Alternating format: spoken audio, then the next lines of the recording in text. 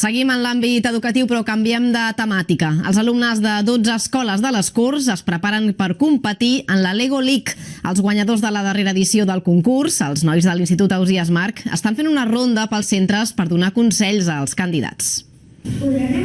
Aprofiten que els tenen al davant per preguntar-los tots els dubtes sobre la Lego League. Tenéis hasta cuarto de la ESO para hacerlo.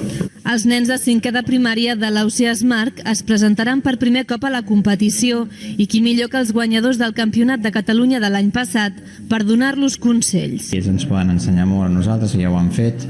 Els nostres alumnes segurament ho reben molt més receptius que si els explica el mestre, perquè són nois. A la Lliga, que començarà al gener, els nens hauran de demostrar que saben moure un robot com aquest, fet amb peces de Lego, i presentar un projecte científic relacionat amb el malbaratament de l'aigua.